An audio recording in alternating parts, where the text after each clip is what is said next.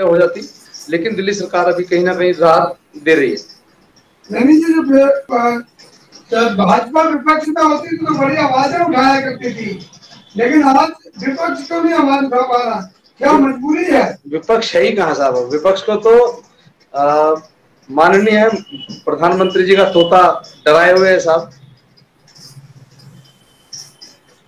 तो वो बोलने की स्थिति में नहीं है। कहते गरीब आदमी का 10,000 रुपए का लोन, वो जेल जाएगा, लेकिन हजारों करोड़ रुपए लेकर के माल्या जैसे लोग, मोहिल चोकसी जैसे लोग इस देश से फरार हो जाते हैं और कोई पूछने वाला नहीं। बहुत स्वागत है गुप्ता जी। मुद्दा महंगाई, क्या लगता है आपने एडवोकेट होने के नाते आप भी महंगाई पर बोलना चाहेंगे? महंगाई कहाँ हो रही है? महंगाई के लिए तो एक इतना अच्छा माहौल बना दिया है, ये पहली बार देश में हो रहा है कि महंगाई के समर्थक पैदा हो गए। कभी भी अगर सिलेंडर के रेट 2 रुपए भी बढ़ते थे तो महंगाई में इतना हाहाकार, इतना हाई पैदा मचती थी, रेट लो, ये करो वो करो। और अब देखो कि चाहे तेल के दाम बढ़े, दालों के दाम बढ़े, सिलेंडर के दाम बढ़े, सीएनजी के दाम बढ़े, और लोग उसको मतलब अपने अपने तर्कों से ऐसे जस्टिफाई करते हैं कि ये तो बहुत बढ़िया हो रहा है। और इसमें तो दाम मतलब कि ये लगा लीजिए कि ये तो जितनी लोगों की तरक्की हो रही है उसकी तुलना में दाम कुछ नहीं बढ़ रहे हैं। दाम अगर तो ये पहली बार हो रहा है देश में कि एक इतना बड़ा समर्थक खेमा, महंगाई का समर्थक खेमा तैयार हो गया है। गुप्ता जी कहा एक गाना बहुत जोर शोर से चल रहा है कि सैया बहुत कमाते हैं, महंगाई टाइम खाई जात है। ये गाना देखो बज भी रहा है, जोर शोर से चल भी रहा है, लेकिन इसका असर कहाँ हो रहा है? इसका असर नहीं हो रहा। ऐसा कहा जा रहा है कि दिल्ली के मुखिया तो दिल्ली नहीं संभाल पा रहे हैं, उनके बारे में क्या कहेंगे? आपके अच्छे मित्र हैं अरविंद केजरीवाल जी, क्या कहेंगे उनके लिए? दिल्ली के मुखिया दिल्ली नहीं संभाल पा रहे मतलब कैसे संभाले? मतलब मेरे नहीं समझ में आ रहा। आप खाली एक आरोप लगा दिया, ऐसे तो कोई भी किसी पे लगाता रहेगा आरोप। फलाना, मान लो कल को मुझे ही कहने लगो उमेश गुप्ता अपना घर नहीं संभाल पा रहे, दूसरों के घरों के फैसले करते हैं, तो इन बातों में कुछ आधार है, कोई लॉजिक है? तो मतलब कैसे नहीं संभाल पा रहे, क्या नहीं संभाल पा रहे? लॉजिक क्या? अभी ये कहा जा रहा है कि दिल्ली में इतनी बड़ा दंगा हो गया, आम आदमी पार्टी 2 शब्द भी नहीं बोली, मुखिया साहब 2 शब्द नहीं बोले, एक बहुत बड़ा आरोप है ना ये। नहीं, देखो बोले हैं, और एक दूसरी चीज ये है, बात यहाँ आ जाती है। अभी आपने देखा अयोध्या में इतना बड़ा दंगा जो है वो किन लोगों ने कराया, और वो मैं पहली बार योगी जी का धन्यवाद दूंगा, योगी जी की पुलिस का, कि कम से कम उन्होंने एक बड़ा बेहतरीन काम किया। नहीं तो ईद के मौके पे एक बड़ा बलवा तैयार हो जाता। और ये जो काम है, ये छोटा सा इंसिडेंट नहीं है कि 7-8 बलवाकारी जो एक षड्यंत्र करके जो हिंदू मुस्लिम में दंगा फैलाना चाह रहे थे, उन लोगों को पकड़ा है। खाली ये सिंपल सा एक घटना नहीं है, इसका बड़ा तगड़ा एक असर जाएगा कि जो लोगों में एक वो बैठती जा रही थी बात कि भाई हम जो मर्जी करेंगे कुछ भी नहीं होगा, उस पे ब्रेक लगेगा। और उसी कंटेस्ट में देखा जाए तो जहांगीरपुरी वाला जो था दंगा फसाद, उसमें इसी तरीके के लोगों का हाथ था। लेकिन गुप्ता जी, ये कांग्रेस के नेता ये कह रहे हैं कि अयोध्या वाले कांड में बेशक पकड़े गए लोग, लेकिन बुलडोजर नहीं दिखाई दिया। अब देखिए, ये तो वो जो बीजेपी सरकार के लोग हैं वही बता पाएंगे, उनसे जुड़े लोग बता पाएंगे। हाँ, ये पक्षपात वाला भेदभाव तो है, जितनी त्वरित कार्रवाई वो दूसरे लोगों पे करते हैं। बुलडोजर कहाँ गए है जी? कांग्रेस के नेता कह रहे हैं कि बुलडोजर कहाँ गए। हाँ, नहीं ठीक कह रहे हैं, वो बुलडोजर आने चाहिए, यहाँ भी बुलडोजर आने चाहिए। गुप्ता जी हमारे साथ जुड़ गए हैं, सोशल एक्टिविस्ट हैं, और रुपेश भारती जी। रुपेश भारती जी, क्या महंगाई का असर दिख रहा है आपको? सर, महंगाई की असर दिखा नहीं है, बहुत चरम सीमा पर है सर। पूरी देश जान रही है इस बात को। दिखना क्या है उसका एहसास तो ऐसी आ चुकी है कि लोग फांसी लगाने को भी तैयार है आज के समय में, ऐसी महंगाई है। गाना चल रहा था अभी गुप्ता जी सुना रहे थे कि सैया बहुत कमात है, महंगाई डैन खाई जात है। बिल्कुल बिल्कुल सही बात, बिल्कुल सही कह रहा है, बिल्कुल सही कह रहा है। और आपके न्यूज चैनल के माध्यम से आज मुझे जुड़ने का सौभाग्य प्राप्त हुआ। धनंजय तो वर्मा जी, आप आपको एक और व्यापारी है। धनंजय वर्मा जी हमारी तरफ से व्यापारी है, न्यूज हो गया। धनंजय वर्मा जी, महंगाई पर क्या कहेंगे? महंगाई का असर कुछ लग रहा है आपको? धनंजय वर्मा जी, आवाज आ रही है हमारी? हाँ, वो सैया बहुत कमात है, महंगाई डैन खाए जात है, क्या कहेंगे इस पर? महंगाई तो है ही, इसमें तो दो राय नहीं है। लेकिन महंगाई के साथ साथ जो है हर चीज भी देखना है ना जी। अभी समय कितना हम लोग का समय, भारतवर्ष का पूरे देश का जो है समय कितना खराब चल रहा है, इसके वजह से तो महंगाई है, इसमें तो दो राय नहीं है जी। मतलब भाजपा इसलिए नहीं बोल, नहीं भाजपा नहीं, देश खतरे में है। देश तो खतरे में है, देश तो खतरे में है, नहीं इसमें दो राय नहीं है, देश तो खतरे में, लेकिन ये पूरा देश का पूरा विश्व खतरा है। देखो जस्टिफाई करने लगे, एडवोकेट है, तो क्या वाकई खतरा है देश को? देखो जस्टिफाई करने लगे, खतरा है देश को। खतरा देखो, खतरा मैं बताऊं आज की डेट में अगर देखा जाए खतरा, मुझे तो लग रहा है बीजेपी से सबसे बड़ा खतरा है।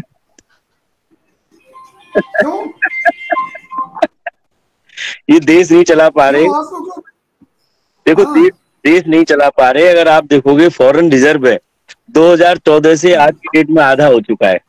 अच्छा, अब एक तरफ कहें कि मुझे एक चीज सीधा ये बताइए, महंगाई क्यों बढ़ रही है? महंगाई क्यों बढ़ रही है? विदेशों में आप कह रहे देश नहीं चला पा रहे।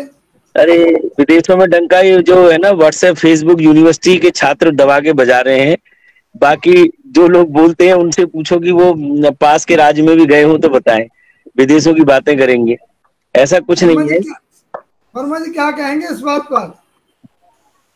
अब हम तो यही कहेंगे कि अभी विश्व जो है घनघोर संकट में है, इसके वजह से महंगाई है, इसमें दो राय नहीं है।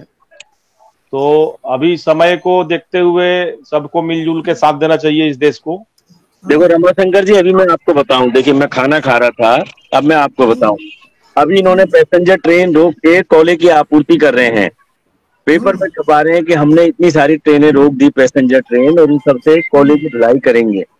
मुझे आप बताइए, छोटी सी दुकान का जो परचून का दुकान चलाने वाला आदमी भी होता है, वो भी पूरा अपना सौदे का ध्यान रखता है, मेरी चीनी खत्म होने वाली है, मेरी दाल खत्म होने वाली है, वो अपने स्टोर को मतलब रिचार्ज करता रहता है कि भाई ठीक है, अब मुझे ये सामान मंगा लेना चाहिए, अब मेरे पास इतने दिन का सामान बचा है, मुझे ये मंगा लेना चाहिए। अब देखो हमारी भारत सरकार कितनी महान है, उन्हें ये नहीं पता कि भाई हमारे कोयले के कितना स्टोर बचा है, कितना नहीं बचा है। एंड टाइम पे वो, अब जी हम देखो ये कर रहे हैं, अब हम देखो वो कर रहे हैं। अब भाई ऐसी नौबत आती ही क्यों है? आप उसको प्रॉपर प्लानिंग से क्यों नहीं करते? इतना सारा महकमा होता है, इतनी सारी चीजें होती हैं, सारी चीजें वेल कैलकुलेटेड होती हैं कि डेली कितना यूज होगा, कितना कंज्यूम होगा, कितने दिन और चलेगा, कितने दिन और नहीं चलेगा। तो हफ्ते 10 दिन की ऐसी हाहाकार मारा मूरी क्यों? तो साइकिल ही चलती है। कभी आपने सुना पिछले सालों से? अब ये दूसरी बार हुआ है कोयले वाला, अभी पिछले कुछ समय पहले भी हुआ था, अब दोबारा फिर हुआ। तो क्या कहेंगे रुकेश भारती जी?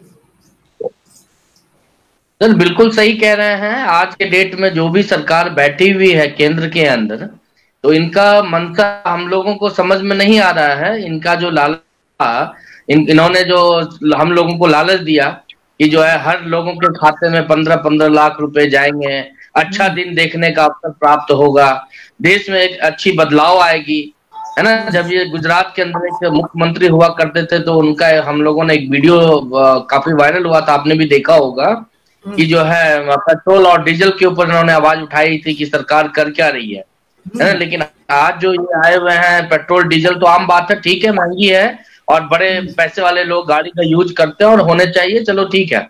लेकिन आज के डेट में ऐसी स्थिति आ गई है कि दाल से लेके सब्जी से लेके सरसों तेल तक की स्थिति बहुत खराब है, बहुत महंगाई में लोग जी रहे हैं। तो ये सब कुछ अडानी और अंबानी का कहीं ना कहीं बहुत बड़ा खेल है ना। ये कोई मोदी गवर्नमेंट और कोई जो है आम पब्लिक और ये इनके ऊपर कहीं कुछ नहीं है। ये सब अडानी अंबानी जैसा चाहते हैं वैसा ही होता है, और जितने भी चीज हैं वो सारे पर्याप्त मात्रा में अपने देश को मिल पा रहा है, लेकिन इनका काम क्या है कि उसको कहीं ना कहीं स्टॉप करना, लोगों को ये दिखाना है कि बहुत बड़ी स्कार्सिटी है, ये चीजें उपलब्ध नहीं हो पा रही है, जिसके कारण कि मुझे आयात और निर्यात करने की जरूरत पड़ रही है। और वो अचानक कहीं ना कहीं रेट बढ़ाने का काम करते हैं, और वो कहते हैं जी अपने यहाँ की व्यवस्था पहले से ही कांग्रेस ने खराब किया हुआ है, बहुत ज्यादा कर्ज में है, इसलिए आज ये महंगाई बढ़ी है और तो हम नियंत्रण करने की कोशिश बहुत जल्द कर रहे हैं। तो ये एक दूसरे के माथे पे टेकने का काम कर रहे हैं, जुमलेबाज सरकार है जी। भाजपा नेता हमारे साथ रविशंकर जी जुड़ चुके हैं, लेकिन भाजपा महंगाई मुद्दा नहीं मान रही। रुपेश जी क्या कहेंगे?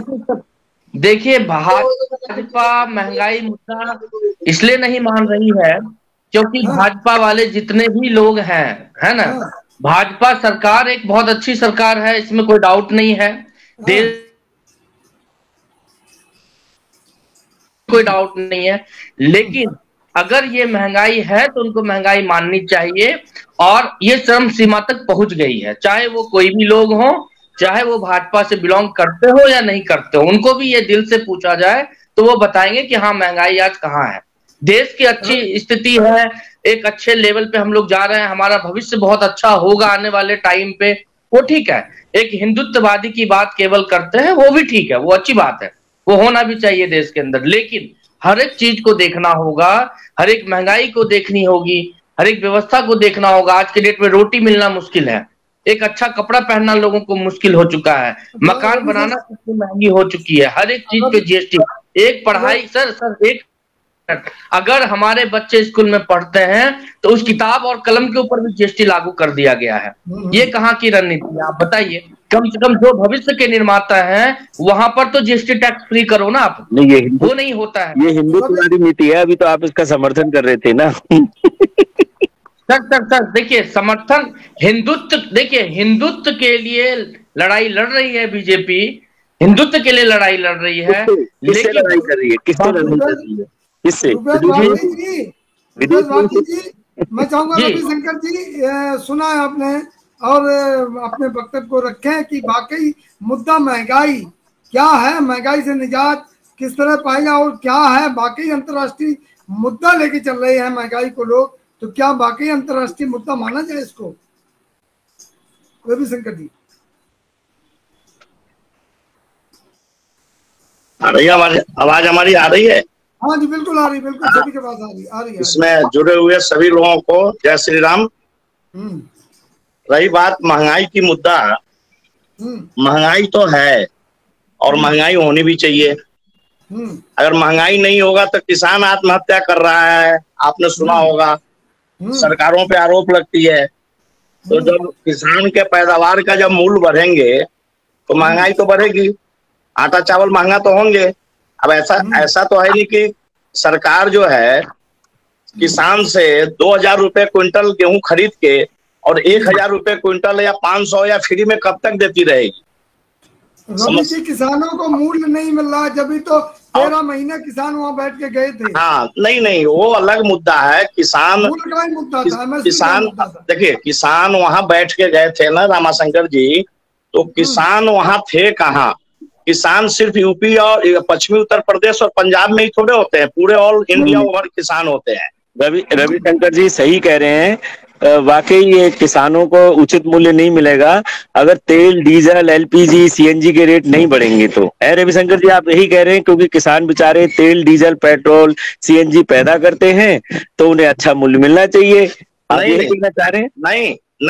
नहीं, आप मेरी बात को समझिए कि किसान जो जितने पैदावार होते हैं अगर उसका मूल्य बढ़ेगा तो महंगाई है क्या? अब तेल की महंगाई है, तेल क्या अपने इंडिया में पैदा होता है क्या?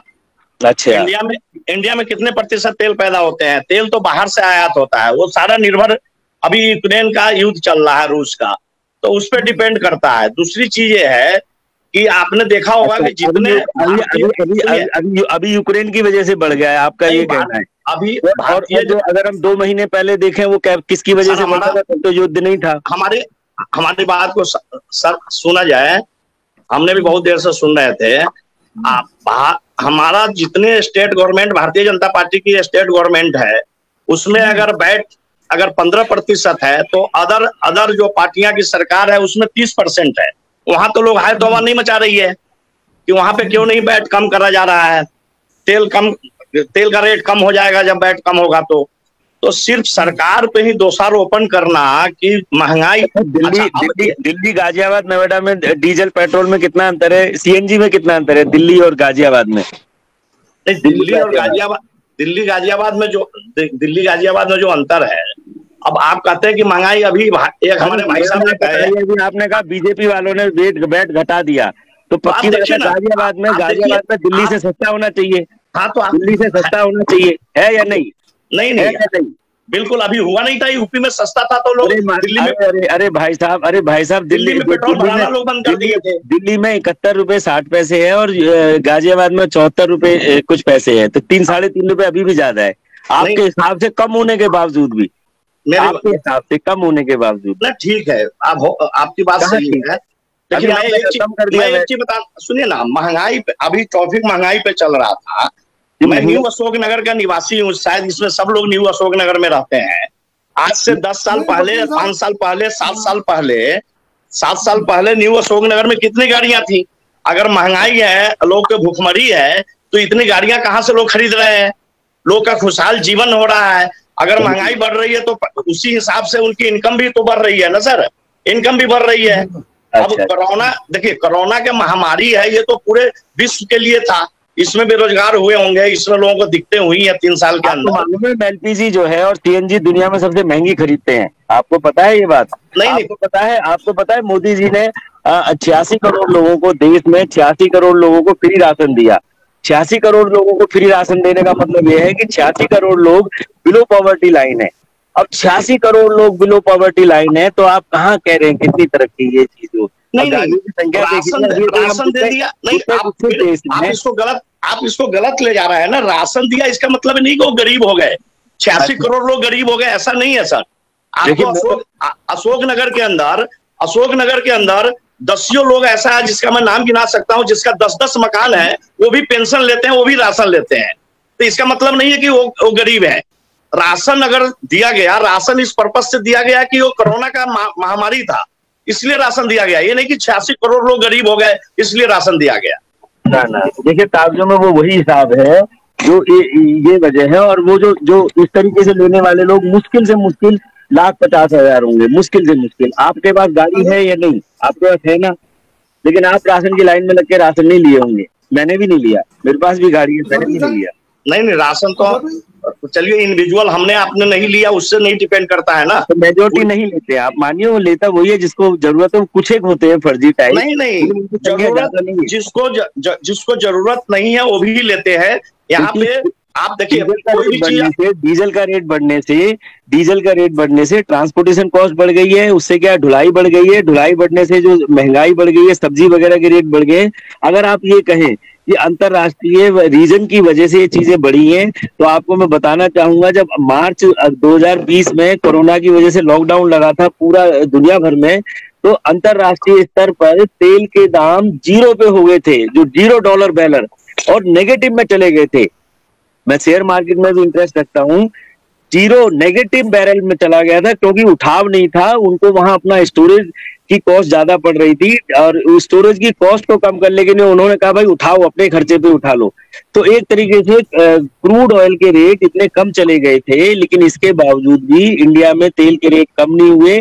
मोदी जी ने उसको प्रोपोर्शनेट रेट में अपना सेंट्रल एक्साइज ड्यूटी बढ़ा दी।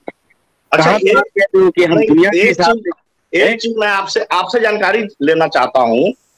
हम लोग तो ज्यादा एक्सपीरियंस वाले नहीं है, हम तो सीखते ही रहते हैं आप जैसे लोगों से। महंगाई बढ़ रही है, सरकार को राजस्व प्राप्त नहीं होगा तो देश का विकास कैसे होगा? आज इतने मेडिकल कॉलेज खुल रहे हैं, इतने रोड बन रहे हैं, गडकरी जी इतने रोड का निर्माण कर रहे हैं, प्रतिदिन कितने किलोमीटर बन रहे हैं आपको भी पता है। तो इस सबका निर्माण कहाँ से होगा अगर हम टैक्स नहीं देंगे? रोड बना के कोई एहसान नहीं कर रहे, वो एक कंटिन्यूस प्रोसेस था, नंबर 1। नंबर 2, जो रोड बन रहे हैं वो प्राइवेट पार्टनरशिप से बन रहे हैं। आप दिल्ली से लखनऊ चले जाइए, जितने का आपका फ्यूल नहीं लगता उससे ज्यादा का टोल टैक्स लग जाता है। ठीक है सर वो नहीं बिजनेस है, वो बिजनेस है, वो फ्री नहीं कर रहे हैं। दूसरी चीज, जब हम गाड़ी खरीदते हैं तो रोड टैक्स पहले एडवांस में देते हैं, वो मुफ्ती में नहीं दे रहे हैं। नहीं और तरक्की, और उससे पहले आप कोई गड्ढों के बीच में नहीं रहते थे 2000 से पहले। सर बिल्कुल नहीं, बिल्कुल गड्ढे के अंदर रहते थे। मेरे गांव में 2 घंटा लाइट नहीं आता था। बिहार से मैं बिलोंग करता हूँ। मेरे गांव में शिवहर जिला, सीतामढ़ी जिला में 2 घंटे लाइट नहीं आते थे। ट्रांसफार्मर फूक जाते थे तो 15-15 20 दिन लग जाते थे।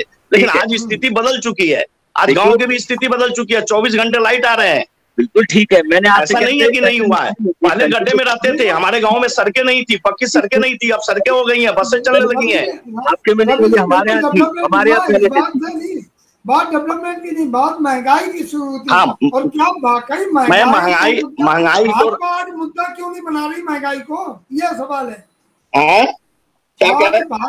आज मुद्दा क्यों नहीं बनाया जा रहा महंगाई को? जिस तरह कांग्रेस के टाइम पे मुद्दा महंगाई को बनाया जाता था, आज क्यों नहीं बनाया जा रहा है? नहीं, महंगाई का मुद्दा इसलिए नहीं बन रहा है। महंगाई मुद्दा अपोजिट पार्टी को इसलिए ये नहीं मिल पा रहा है, मुद्दा हाथ नहीं लग रहा है कि जो महंगाई का रेशियो है और विकास दर का रेशियो ज्यादा है।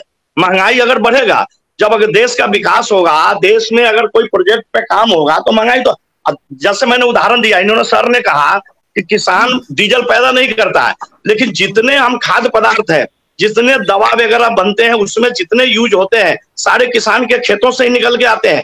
अगर उस चीज की महंगाई नहीं बढ़ेगी तो किसान आत्महत्या करेगा। तो आप कहेंगे मोदी जी की सरकार में किसान आत्महत्या कर रहा है जी। तो किसान तो मोदी जी के तो किसान 700 तो किसान मर गए आंदोलन में। नहीं, 4 वर्ष से आंदोलन जो हो रहा है ये राजनीतिक आंदोलन है। ये आपने देखा होगा, ये जो आंदोलन था ये किसान का आंदोलन नहीं। किसान का आंदोलन बहुत पहले भी हुए हैं। चौधरी चरण सिंह कर्पूरी ठाकुर के जमाने से किसान का आंदोलन होते आ रहा है। ये आंदोलन किसान का आंदोलन नहीं था, रविशंकर जी तत्वों का आंदोलन था जो देश को अस्थिर करना चाह रहे थे। रविशंकर जी, छोटा सा उदाहरण आपको देता हूँ। अब आप जब फ्यूल डलवाने जाएं पेट्रोल पंप पे या सीएनजी स्टेशन पे, जो अटेंडेंट होगा उससे पूछेगा भैया कितने समय से काम कर रहे हो। ठीक है, अगर वो 2-4 साल बताएगा कि मैं 2-4 साल से कर रहा हूँ, उससे पूछना भाई तेरी तनख्वाह कितनी बढ़ गई। ठीक है, फ्यूल के दाम में कितनी वृद्धि होगी और उसकी तनख्वाह औसत जोड़ लेना आप अपने आप। ठीक है, आप अपने घर से निकलिए, अगर आपकी सोसाइटी के आसपास में गार्ड बैठता होगा, उससे पूछेगा तेरी तनख्वाह में कितनी वृद्धि हो गई। अच्छा सर, आपको जवाब पूछने की जरूरत नहीं सर, मुझे पूछने की जरूरत नहीं है। आपके आशीर्वाद से 70 वर्कर हमारे पास काम करते हैं। नोएडा में इंडस्ट्रियल एरिया में मेरी फैक्ट्री है। ठीक है, अब महंगाई बढ़ी है तो हम लोगों ने उनको तनख्वाह भी बढ़ाया है। कितनी? अगर तनख्वाह भी हम लोगों ने अपने हिसाब से बढ़ाया है, और हम जिसका काम करते हैं वहां से रेट भी इंक्रीमेंट हुआ है। 1.5 रुपए। सुनिए मेरी बात सुनिए, आप मिनिमम वेज भी नहीं दे रहे होंगे, मैं दावे से कह रहा हूँ। नहीं, मिनिमम वेज नहीं दे रहे होंगे। आप लॉ कानून में मत जाइए। अरे क्यों नहीं, आप लॉ कानून में मत जाइए। मुझे मालूम है मिनिमम वेज नहीं दे रहे होंगे आप। बिल्कुल आप सही कह रहे हैं, लेकिन हम लोगों ने तनख्वाह बढ़ाया है। जब मिनिमम वेज नहीं दे रहे तो तनख्वाह क्या बढ़ाओगे? किसी को अगर 18,000 दे रहे थे तो हमने 1,000 जरूर बढ़ाया, उसका 19,000 रुपए जरूर तनख्वाह किया है। पहले आप अगर चलो 18 से 19 कर दिया तो कितने % की वृद्धि हो गई? और पेट्रोल आप जोड़ लो कि कितने % की। अभी सीएनजी होती कुछ समय पहले 40 रुपए थी, अब 71 हो गई। जस्ट 100% के करीब इंक्रीज हो गया। और आपने 1,000 रुपए की वृद्धि, 125 करोड़ में कितने लोग टैक्स पेयर हैं, टैक्स देते हैं? कितने लोग टैक्स देते हैं? तो पहले से करोड़ों रुपए आमदनी पा करके भी लोग टैक्स नहीं भरते हैं। हर आदमी देता है। बीड़ी का बंडल कितने आदमी देते हैं? कितने % लोग टैक्स दे रहे हैं? 1 रुपए का माचिस खरीदता है, हर आदमी देता है। भिखारी भी देता है महाराज, भिखारी माचिस की टैक्स नहीं, आप जो इनकम करते हैं उसमें कितना % टैक्स दे रहे हैं गवर्नमेंट को देश के विकास के लिए? टैक्स होता है सर जी, डायरेक्ट और इनडायरेक्ट दोनों होते हैं। डायरेक्ट और इनडायरेक्ट दोनों। इनडायरेक्ट टैक्स को क्यों लेते हैं? इनडायरेक्ट टैक्स आप नहीं दे रहे हैं ना, आपके पास नहीं जाता, वो मेरे पास आता है क्या? अरे सर मैं ये कह रहा हूँ, करोड़ों रुपए कमाने वाले, करोड़ों के बिल्डिंग में रहने वाले, 25 लाख के गाड़ी में चलने वाले क्या टैक्स भरते हैं क्या? उनको तो आप पैसे माफ कर रहे हो, उनको तो आप पैसे माफ कर रहे हो। आपने अडानी को आप टैक्स भरते हैं क्या? आप अगल बगल में, आप अपने जहाँ रहते हैं वहाँ आप अगल बगल में जैसा कि अभी सबने बताया है कि कितने लोग टैक्स देते हैं, ये बात बिल्कुल सत्य है। अपने जी 1,70,80,00,000 की जनसंख्या है ना? 125 करोड़ की जनसंख्या से ज्यादा हो चुका है आज के टाइम में। लेकिन 125 करोड़ की जनसंख्या के अंदर आप देखेंगे जो टैक्स पे करने वाले लोग हैं मात्र 2.73 सर, 3% लोग भी टैक्स पे नहीं बिल्कुल बिल्कुल ज्यादा दे रहे हैं। टैक्स बहुत कम लोग पे कर रहा है, इसमें भी कोई डाउट नहीं है, ये सच है। इनडायरेक्ट टैक्स सब चीजों पे लगता है, इनडायरेक्ट टैक्स सब चीजों पे लगता है। आप माचिस खरीदते हो डायरेक्ट टैक्स में क्यों जा रहे हैं आप? डायरेक्ट टैक्स की बात क्यों नहीं कर रहे हैं? जाता है वो डायरेक्ट टैक्स में क्यों जा रहे हैं आप? डायरेक्ट टैक्स की बात कीजिए। अगर आप 25 लाख के गाड़ी पे चलते हैं तो आपका फर्ज बनता है कि साल का 10,000 रुपया गवर्नमेंट को भी दें। जो 25 लाख की गाड़ी में चलता है वो पक्का टैक्स देता है। नहीं देता सर, नहीं देता है। तब अगर अभी सर ने जो परसेंटेज बताया, अगर आपको लग रहा है इतनी कम नहीं होती है, अगर आपको लग रहा है कि 25 लाख गाड़ी वाला कोई टैक्स नहीं दे रहा, आपने किसी की शिकायत करी आज तक? अरे सर अभी एक चीज बताइए, ये इसमें भी शिकायत करने की चीज है? ये तो स्वयं सोचने की चीज है कि देश मुझे कुछ देता है तो हम भी देश को दें। वो बंदा नहीं सोच रहा। आप तो देश के अच्छे नागरिक हैं, आप उसको संज्ञान में लाइए सरकारी संस्थाओं के। सर अगर देश हमें कुछ देता है हम भी देश को कुछ दें, और इसमें हम शिकायत करेंगे। अब हम अशोक नगर का लिस्ट बनाएंगे कि इसमें कौन करोड़पति है जो टैक्स नहीं देता है, उन पे कंप्लेन करेंगे, तब वो टैक्स देंगे। देखिए ये तो अगर देश के लिए आप इतना तो करना ही चाहिए आपको। नहीं, जो महंगाई का मुद्दा उठाते हैं उनको ये भी मुद्दा उठाना चाहिए कि आप टैक्स भरो, टैक्स दो। अगर आपके अशोक नगर में करोड़ों का 10 मकान है तो आप टैक्स कितना देते हैं जी? मैं पूरे देश की जनता से आह्वान करता हूँ कि इस देश हित में टैक्स देना बहुत जरूरी है। बिल्कुल वकील साहब बिल्कुल आपने सही कहा, और रविशंकर जी आप भी बिल्कुल सही अपनी जगह पर बोल रहे हो, टैक्स देना अधिकार है। लेकिन दूसरी तरफ वकील उमेश गुप्ता जी जो बता रहे हैं कि टैक्स इनडायरेक्ट भी हम दे रहे हैं डेली, तो भी कहीं ना कहीं सरकारों को उसका भी ध्यान रखना चाहिए। तो बहुत बहुत स्वागत है उमेश गुप्ता जी, एडवोकेट साहब, रविशंकर जी और जो अन्य लोग आज हमारी चर्चा में जुड़े, सभी का बहुत बहुत स्वागत है, धन्यवाद। कल एक नई चर्चा के साथ फिर आप लोगों से मुलाकात होगी, तब तक के लिए